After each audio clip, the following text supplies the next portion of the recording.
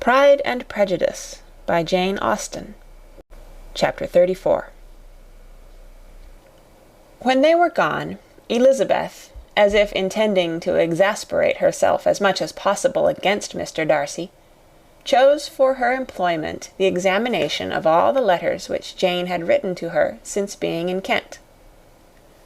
They contained no actual complaint, nor was there any revival of past occurrences, or any communication of present suffering. But in all, and in almost every line of each, there was a want of that cheerfulness which had been used to characterize her style, and which, proceeding from the serenity of a mind at ease with itself and kindly disposed towards everyone, had been scarcely ever clouded. Elizabeth noticed every sentence conveying the idea of uneasiness, with an attention which it had hardly received on the first perusal. Mr. Darcy's shameful boast of what misery he had been able to inflict gave her a keener sense of her sister's sufferings. It was some consolation to think that his visit to Rosings was to end on the day after the next, and, a still greater, that in less than a fortnight she should herself be with Jane again, and enabled to contribute to the recovery of her spirits by all that affection could do. She could not think of Darcy's leaving Kent without remembering that his cousin was to go with him, but Colonel Fitzwilliam had made it clear that he had no intentions at all, and, agreeable as he was, she did not mean to be unhappy about him. While settling this point, she was suddenly roused by the sound of the door-bell, and her spirits were a little fluttered by the idea of its being Colonel Fitzwilliam himself, who had once before called late in the evening, and might now come to inquire particularly after her.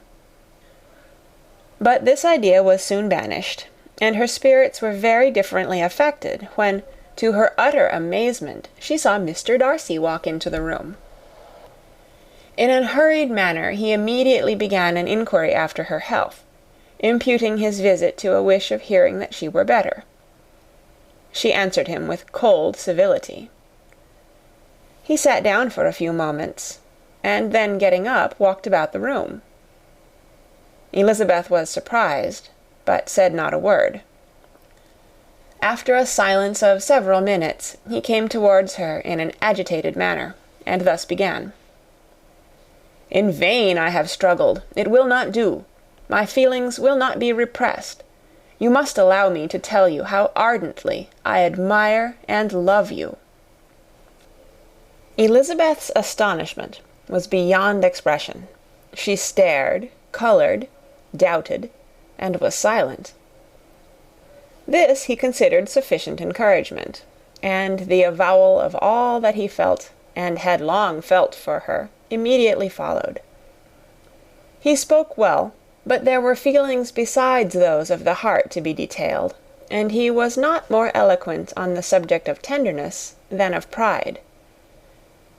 His sense of her inferiority, of its being a degradation, of the family obstacles which had always opposed to inclination, were dwelt on with a warmth which seemed due to the consequence he was wounding, but was very unlikely to recommend his suit. In spite of her deeply rooted dislike, she could not be insensible to the compliment of such a man's affection, and though her intentions did not vary for an instant, she was at first sorry for the pain he was to receive, till, roused to resentment by his subsequent language, she lost all compassion in anger. She tried, however, to compose herself to answer him with patience, when he should have done. He concluded with representing to her the strength of that attachment which, in spite of all his endeavours, he had found impossible to conquer, and with expressing his hope that it would now be rewarded by her acceptance of his hand. As he said this, she could easily see that he had no doubt of a favourable answer. He spoke of apprehension and anxiety, but his countenance expressed real security. Such a circumstance could only exasperate farther, and, when he ceased, the colour rose into her cheeks, and she said, "In such cases as this, it is, I believe, the established mode to express a sense of obligation for the sentiments avowed, however unequally they may be returned. It is natural that obligation should be felt, and if I could feel gratitude, I would now thank you. But I cannot. I have never desired your good opinion, and you have certainly bestowed it most unwillingly. I am sorry to have occasioned pain to anyone. It has been most unconsciously done, however, and I hope will be of short duration. The feelings which, you tell me, have long prevented the acknowledgment of your regard, can have little difficulty in overcoming it after this explanation. Mr. Darcy, who was leaning against the mantelpiece with his eyes fixed on her face, seemed to catch her words with no less resentment than surprise. His complexion became pale with anger, and the disturbance of his mind was visible in every feature. He was struggling for the appearance of composure, and would not open his lips till he believed himself to have attained it. The pause was to Elizabeth's feelings dreadful. At length, with a voice of forced calmness, he said, "And this is all the reply which I am to have the honour of expecting? I might, perhaps, wish to be informed why, with so little endeavour at civility, I am thus rejected. But it is of small importance."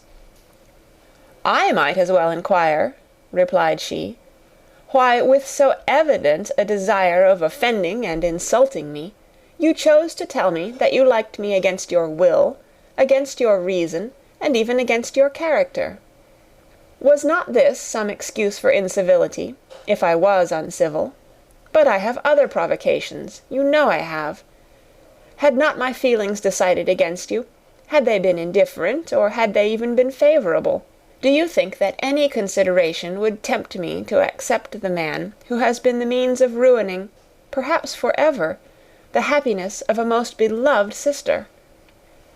As she pronounced these words, Mr. Darcy changed colour, but the emotion was short, and he listened without attempting to interrupt her, while she continued,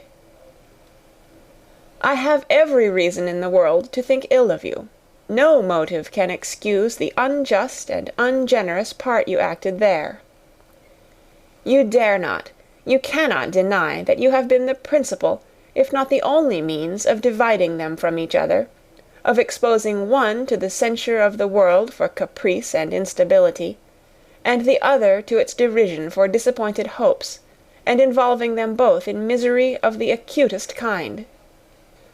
She paused, and saw with no slight indignation that he was listening with an air which proved him wholly unmoved by any feeling of remorse. He even looked at her with a smile of affected incredulity. "Can you deny that you have done it?" she repeated. With assumed tranquillity, he then replied, "I have no wish of denying that I did everything in my power to separate my friend from your sister, or that I rejoice in my success. Towards him I have been kinder than towards myself." Elizabeth disdained the appearance of noticing this civil reflection, but its meaning did not escape, nor was it likely to conciliate her. "But it is not merely this affair," she continued, "on which my dislike is founded. Long before it had taken place, my opinion of you was decided. Your character was unfolded in the recital which I received many months ago from Mr. Wickham. On this subject, what can you have to say? In what imaginary act of friendship can you here defend yourself? Or under what misrepresentation can you here impose upon others?" "You take an eager interest in that gentleman's concerns," said Darcy, in a less tranquil tone, and with a heightened colour. "Who that knows what his misfortunes have been can help feeling an interest in him?"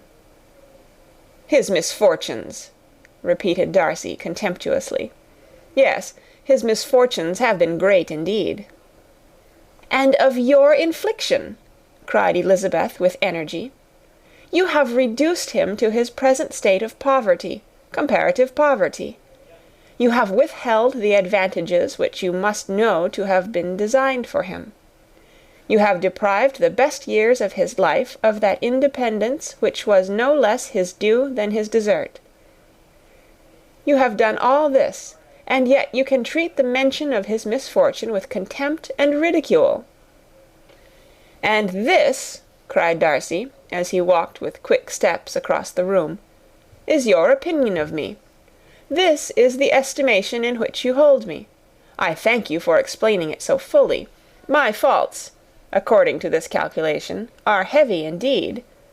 But perhaps," added he, stopping in his walk, and turning towards her, "these offences might have been overlooked, had not your pride been hurt by my honest confession of the scruples that had long prevented my forming any serious design.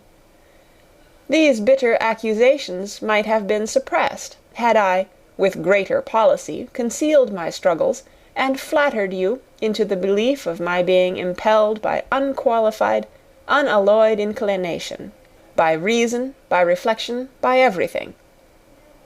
But disguise of every sort is my abhorrence, nor am I ashamed of the feelings I related. They were natural and just. Could you expect me to rejoice in the inferiority of your connections? To congratulate myself on the hope of relations whose condition in life is so decidedly beneath my own?" Elizabeth felt herself growing more angry every moment, yet she tried to the utmost to speak with composure when she said, "You are mistaken, Mr. Darcy, if you suppose that the mode of your declaration affected me in any other way than as it spared the concern which I might have felt in refusing you had you behaved in a more gentlemanlike manner." She saw him start at this, but he said nothing, and she continued, "You could not have made the offer of your hand in any possible way that would have tempted me to accept it." Again his astonishment was obvious, and he looked at her with an expression of mingled incredulity and mortification. She went on, "From the very beginning, from the first moment, I may almost say, of my acquaintance with you, your manners, impressing me with the fullest belief of your arrogance, your conceit, and your selfish disdain for the feelings of others, were such as to form the groundwork of disapprobation on which succeeding events have built so immovable a dislike. And I had not known you a month before I felt that you were the last man in the world whom I could ever be prevailed on to marry." "You have said quite enough, madam. I perfectly comprehend your feelings, and have now only to be ashamed of what my own have been. Forgive me for having taken up so much of your time, and accept my best wishes for your health and happiness." And with these words he hastily left the room, and Elizabeth heard him the next moment open the front door and quit the house. The tumult of her mind was now painfully great. She knew not how to support herself, and from actual weakness sat down and cried for half an hour. Her astonishment, as she reflected on what had passed, was increased by every review of it. That she should receive an offer of marriage from Mr. Darcy! That he should have been in love with her for so many months! So much in love as to wish to marry her in spite of all the objections which had made him prevent his friends marrying her sister, and which must appear at least with equal force in his own case, was almost incredible. It was gratifying to have inspired unconsciously so strong an affection. But his pride, his abominable pride, his shameless avowal of what he had done with respect to Jane, his unpardonable assurance in acknowledging, though he could not justify it, and the unfeeling manner in which he had mentioned Mr. Wickham, his cruelty towards whom he had not attempted to deny, soon overcame the pity which the consideration of his attachment had for a moment excited. She continued in very agitated reflections till the sound of Lady Catherine's carriage made her feel how unequal she was to encounter Charlotte's observation, and hurried her away to her room. End of chapter 34. Chapter 35. Elizabeth awoke the next morning to the same thoughts and meditations which had at length closed her eyes. She could not yet recover from the surprise of what had happened, It was impossible to think of anything else, and, totally indisposed for employment, she resolved, soon after breakfast, to indulge herself in air and exercise.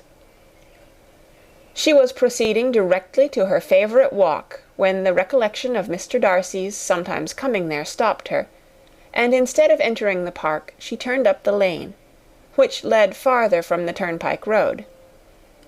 The park paling was still the boundary on one side, and she soon passed one of the gates into the ground. After walking 2 or 3 times along that part of the lane, she was tempted, by the pleasantness of the morning, to stop at the gates and look into the park. The 5 weeks which she had now passed in Kent had made a great difference in the country, and every day was adding to the verdure of the early trees. She was on the point of continuing her walk, when she caught a glimpse of a gentleman within the sort of grove which edged the park. He was moving that way, and, fearful of its being Mr. Darcy, she was directly retreating. But the person who advanced was now near enough to see her, and, stepping forward with eagerness, pronounced her name. She had turned away, but on hearing herself called, though in a voice which proved it to be Mr. Darcy, she moved again towards the gate. He had by that time reached it also, and, holding out a letter, which she instinctively took, said, with a look of haughty composure, "I have been walking in the grove some time, in the hope of meeting you. Will you do me the honour of reading that letter?"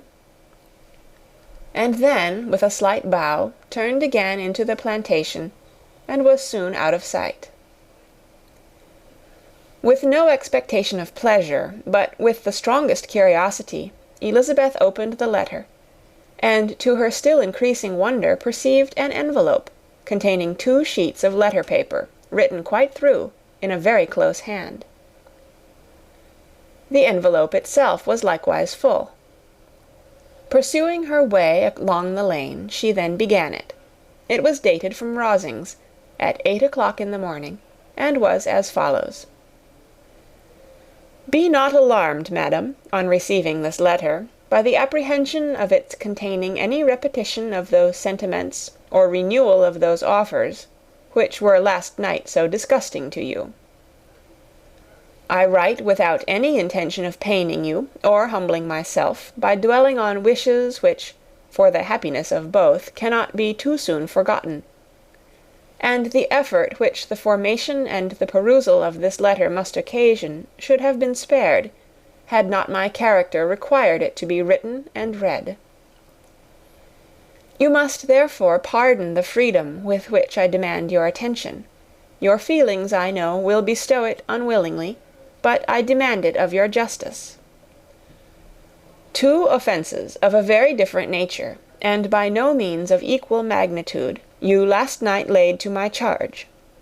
The first mentioned was that, regardless of the sentiments of either, I had detached Mr. Bingley from your sister, and the other that I had, in defiance of various claims, in defiance of honour and humanity, ruined the immediate prosperity and blasted the prospects of Mr. Wickham. Wilfully and wantonly to have thrown off the companion of my youth, the acknowledged favourite of my father, a young man who had scarcely any other dependence than on our patronage, and who had been brought up to expect its exertion, would be a depravity to which the separation of 2 young persons, whose affection could be the growth of only a few weeks, could bear no comparison. But from the severity of that blame which was last night so liberally bestowed, respecting each circumstance, I shall hope to be in the future secured, when the following account of my actions and their motives has been read. If, in the explanation of them, which is due to myself, I am under the necessity of relating feelings which may be offensive to yours, I can only say that I am sorry. The necessity must be obeyed, and further apology would be absurd. I had not been long in Hertfordshire before I saw, in common with others, that Bingley preferred your elder sister to any other young woman in the country. But it was not till the evening of the dance at Netherfield, that I had any apprehension of his feeling a serious attachment. I had often seen him in love before.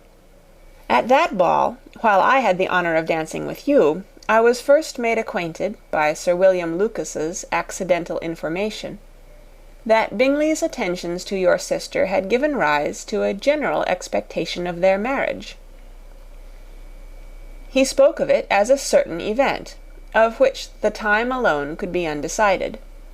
From that moment I observed my friend's behaviour attentively, and I could then perceive that his partiality for Miss Bennet was beyond what I had ever witnessed in him.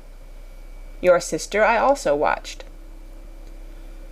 Her look and manners were open, cheerful, and engaging as ever, but without any symptom of peculiar regard, and I remained convinced from the evening's scrutiny that though she received his attentions with pleasure, she did not invite them by any participation of sentiment. If you have not been mistaken here, I must have been in error. Your superior knowledge of your sister must make the latter probable. If it be so, if I have been misled by such error to inflict pain on her, your resentment has not been unreasonable. But I shall not scruple to assert that the serenity of your sister's countenance and air was such as might have given the most acute observer a conviction that, however amiable her temper, her heart was not likely to be easily touched. That I was desirous of believing her indifferent is certain, but I will venture to say that my investigation and decisions are not usually influenced by my hopes or fears. I did not believe her to be indifferent because I wished it. I believed it on impartial conviction, as truly as I wished it in reason. My objections to the marriage were not merely those which I last night acknowledged to have the utmost force of passion to put aside, in my own case. The want of connection could not be so great an evil to my friend as to me. But there were other causes of repugnance, causes which, though still existing, and existing to an equal degree in both instances, I had myself endeavoured to forget, because they were not immediately before me. These causes must be stated, though briefly.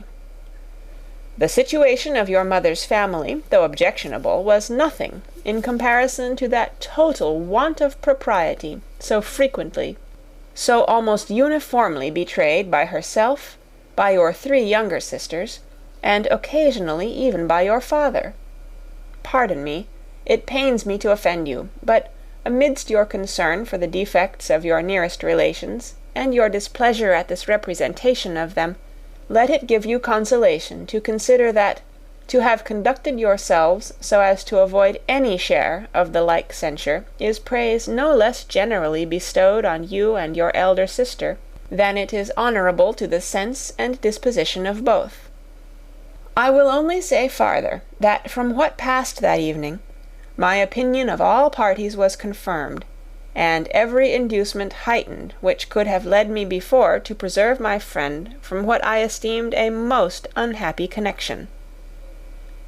He left Netherfield for London on the day following, as you, I am certain, remember, with the design of soon returning.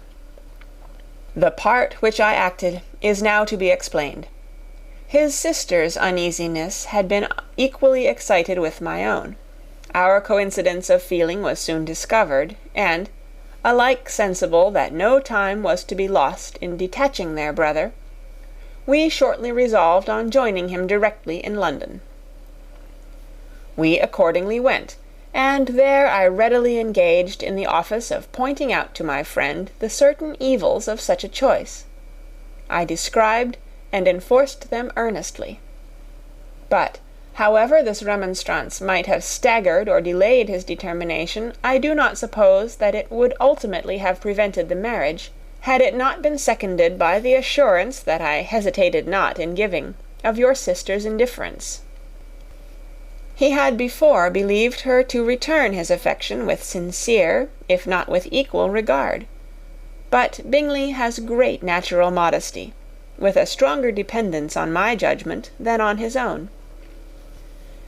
To convince him, therefore, that he had deceived himself was no very difficult point. To persuade him against returning into Hertfordshire, when that conviction had been given, was scarcely the work of a moment.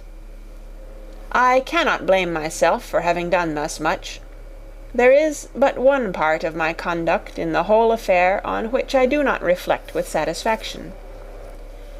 It is that I condescended to adopt the measures of art so far as to conceal from him your sister's being in town. I knew it myself, as it was known to Miss Bingley, but her brother is even yet ignorant of it. That they might have met without ill consequence is perhaps probable, but his regard did not appear to me enough extinguished for him to see her without some danger. Perhaps this concealment, this disguise, was beneath me. It is done, however, and it was done for the best. On this subject I have nothing more to say, no other apology to offer.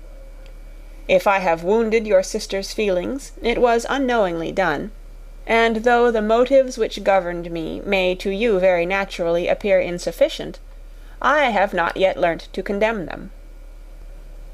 With respect to that other, more weighty accusation, of having injured Mr. Wickham, I can only refute it by laying before you the whole of his connection with my family.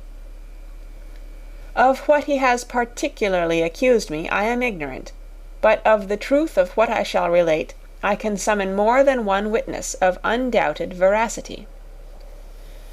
Mr. Wickham is the son of a very respectable man, who had for many years the management of all the Pemberley estates, and whose good conduct in the discharge of his trust naturally inclined my father to be of service to him. And on George Wickham, who was his godson, his kindness was therefore liberally bestowed. My father supported him at school, and afterwards at Cambridge, most important assistance, as his own father, always poor from the extravagance of his wife, would have been unable to give him a gentleman's education. My father was not only fond of this young man's society, whose manners were always engaging. He had also the highest opinion of him, and, hoping the church would be his profession, intended to provide for him in it. As for myself, it is many, many years since I first began to think of him in a very different manner. The vicious propensities, the want of principle, which he was careful to guard from the knowledge of his best friend, could not escape the observation of a young man of nearly the same age with himself, and who had opportunities of seeing him in unguarded moments, which Mr. Darcy could not have. Here again I shall give you pain, to what degree you only can tell. But, whatever may be the sentiments which Mr. Wickham has created, a suspicion of their nature shall not prevent me from unfolding his real character. It adds even another motive. My excellent father died about 5 years ago, and his attachment to Mr. Wickham was to the last so steady, that in his will he particularly recommended it to me, to promote his advancement in the best manner that his profession might allow, and if he took orders, desired that a valuable family living might be his as soon as it became vacant. There was also a legacy of £1,000.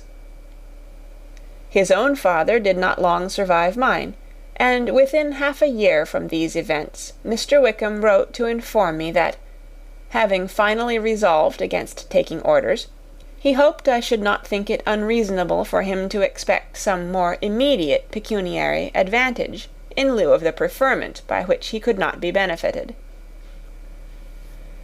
He had some intention, he added, of studying law, and I must be aware that the interest of £1,000 would be a very insufficient support therein.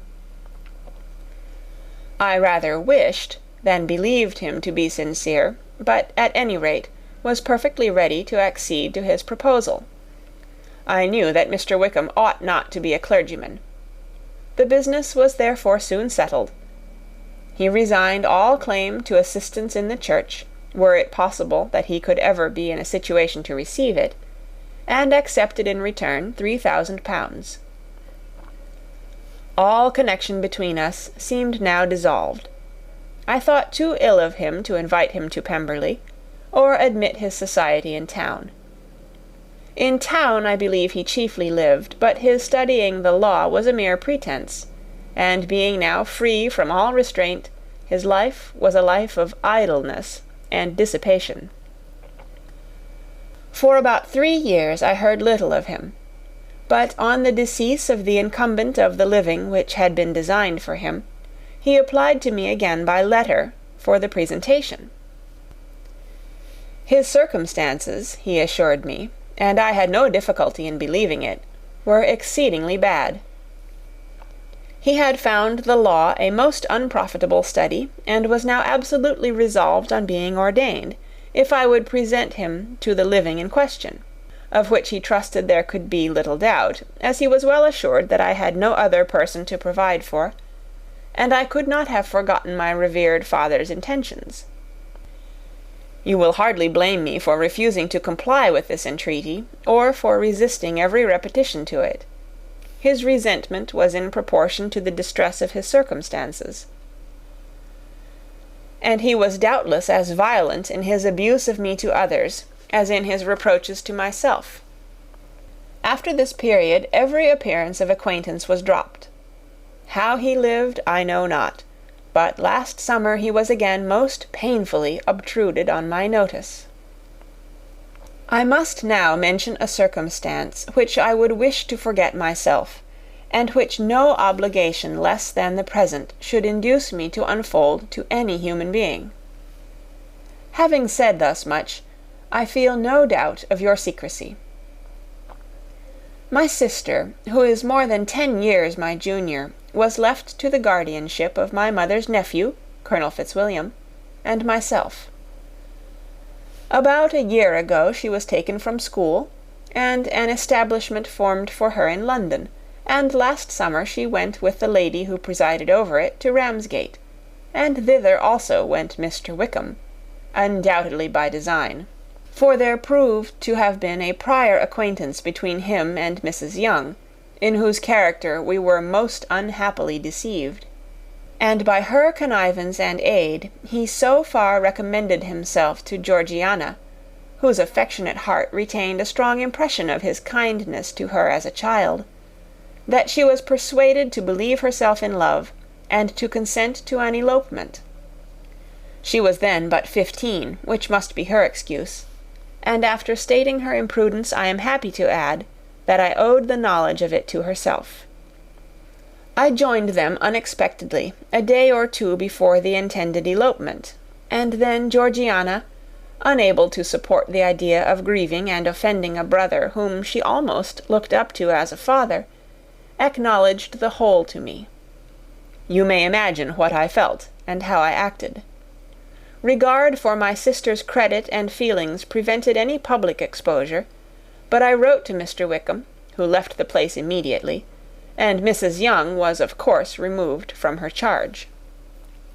Mr. Wickham's chief object was unquestionably my sister's fortune, which is 30,000 pounds, but I cannot help supposing that the hope of revenging himself on me was a strong inducement. His revenge would have been complete indeed.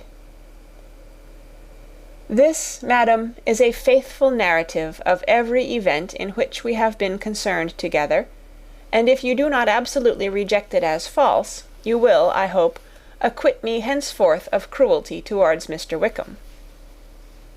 I know not in what manner, under what form of falsehood he has imposed on you, but his success is not perhaps to be wondered at. Ignorant as you previously were of everything concerning either, detection could not be in your power, and suspicion certainly not in your inclination. You may possibly wonder why all this was not told you last night, but I was not then master enough of myself to know what could or ought to be revealed. For the truth of everything here related, I can appeal more particularly to the testimony of Colonel Fitzwilliam, who, from our near relationship and constant intimacy, and still more as one of the executors of my father's will, has been unavoidably acquainted with every particular of these transactions. If your abhorrence of me should make my assertions valueless, you cannot be prevented by the same cause from confiding in my cousin; and that there may be the possibility of consulting him, I shall endeavour to find some opportunity of putting this letter in your hands in the course of the morning. I will only add, God bless you. Fitzwilliam Darcy. End of chapter 35.